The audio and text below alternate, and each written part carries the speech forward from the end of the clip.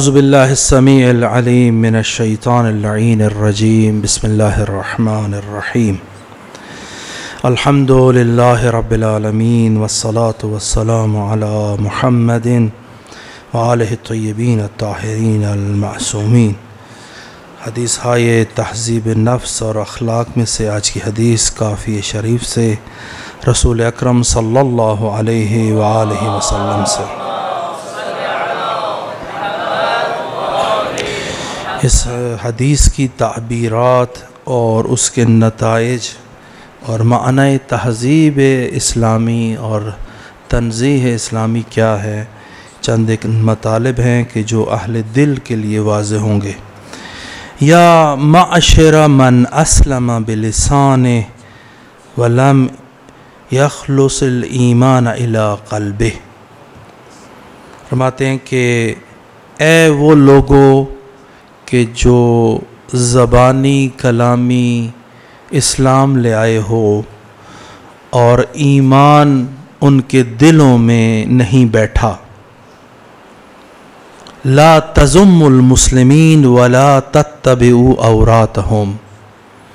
مسلمانوں کی نکوہش اور ان کی مذمت، ان کے بارے میں برا بھلا مت کہا کرو اور ان کے عیوب کے اوپر نظر مت رکھا کرو.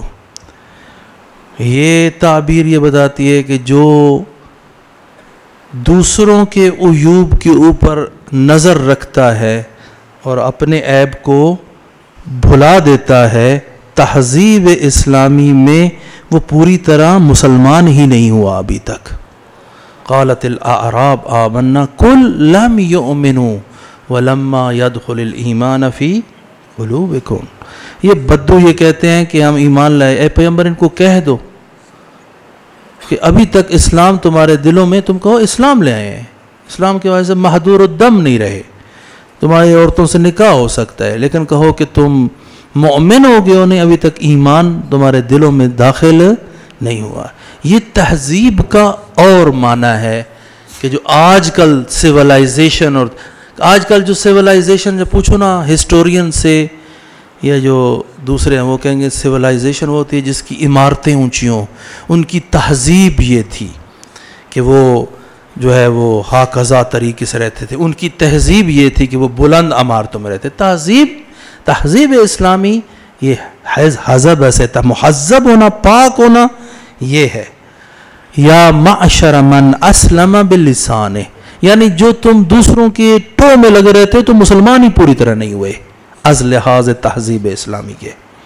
یا معشر من اسلم بلسانہ، اے وہ لوگوں کہ جو اپنی زبان پر صرف اسلام لے آئے ہو بس. ولم یخلص الایمان الی قلبہ، دل میں ایمان داخل ہی نہیں ہوا خلوص کے ساتھ. اگر ایمان آیا ہے تو کافی ساری چیزوں کے ساتھ، کثافات کے ساتھ داخل کرنے کی کوشش کر رہے ہو. ان کو مخاطب کر کے پیغمبر کیا فرماتے ہیں؟ لا تزم المسلمین، مسلمانوں کی مذمت اور ان کے بارے میں نکوہش اور بری گفتگو مت کیا کرو. یہ خدا کو اتنے پسند ہے، مومن اتنا پیار ہے اللہ تعالیٰ کو اپنے مومن بندوں کے ساتھ اور مسلمان بندوں کے ساتھ. ولا تتبعوا عوراتہم، اور ان کی جو عیوب ہیں ان پر نظر مت رکھا کرو. فَإِنَّهُ مَن تَتَّبِعُ عَوْرَاتَهُمْ تَتَّبِعُ اللَّهُ تَعَالَى عَوْرَتَهُ. جو مسلمانوں کی اور مؤمنوں کے عیوب پر نظر رکھتا ہے، ٹو لگا کے رکھتا ہے، اللہ تعالیٰ اس پر خاص نظر رکھ لیتا ہے.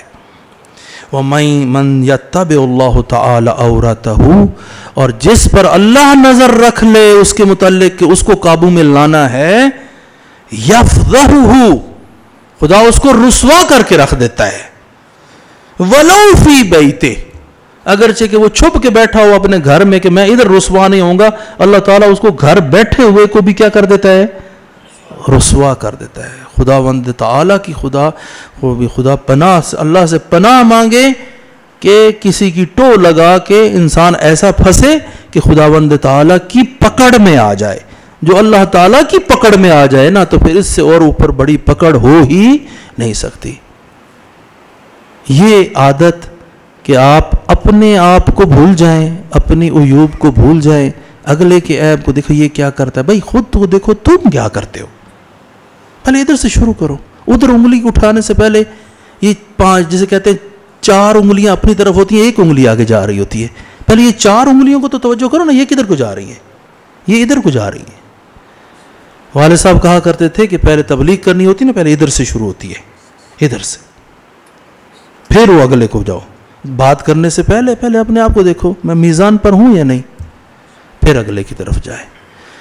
خداوند متعال ہمیں اخلاق اسلامی، تہذیب اسلامی، اخلاق اہل بیت کے اوپر عمل کرنے کی توفیق عنایت فرمائے. والسلام علیکم ورحمۃ اللہ وبرکاتہ. پیامبر مانی کوثر حیدر، قبلہ عالم کعبہ و زمزم، محرم و محرم حیدر، نعم الامیری، خم غدیری، شیر دلیری حیدر، اسم تو تکبیر، قوت شمشیر، آیه تطهیر حیدر، یا علی مولا، یا علی مولا.